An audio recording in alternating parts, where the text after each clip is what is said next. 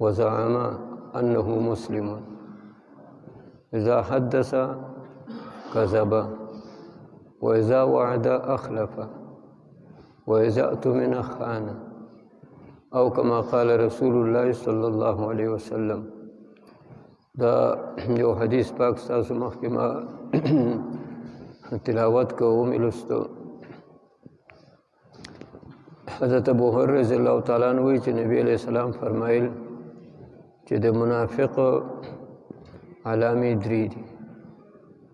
نورو حدیثونو کې هغې کې ورسره نورم ذکر شوي دي، خو دا د شریعت احکام دا تدریجاً راغلي دي. نو یو وخت کې نبی علیہ السلام چې درې ویلي او بل وخت کې څلور ویلي، نو دا به وحي رز تر رزه باندې هغه به راتلله. په نورو حدیثونو کې هغې کې د څلور علامې هغه ذکر شوي دي. دا نبی علیہ السلام چې د نفاق علامې هغه یا څلور یا درې هغه ښیي. نو تاسو ته پته ده چې ډاکټر چې نو هغه یو سړي ته وایي چې تا باندې چکر راځي، نو ستا به دا مرض وي. نو مثلا هغه چکر د هغې مرض د هغې دپاره یو علامه وي. ستا ذایقه ختمه شي، ستا قوت حاسه چې ورته وایي دا کار نه کوي، نو ډاکټر وایي چې بیا به ستا دا قسم چې دی نو هغه مرض وي. نو نفاق ډېر بد شی دی. نفاق نفق دا وتلو ته وایي. نو د نفاق ته نفاق ځکه وایي چې دی د مخلصینو د ټولګي د هغې نه دی وتلی.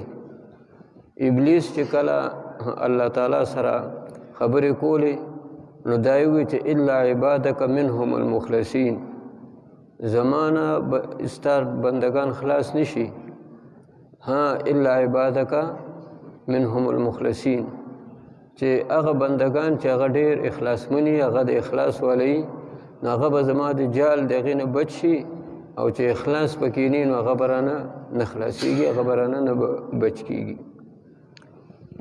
ابلیس الله تعالی ته دا درخواستونه وکړو چې یا الله د ګمراه کولو د خلقو او د بېلارې کولو د خلقو چې څه لارې، نو هغه ما ته داسې هغه اسانه کا لکه څنګه چې موسی علیه السلام ته ته د دریاب لارې هغه اسانوي.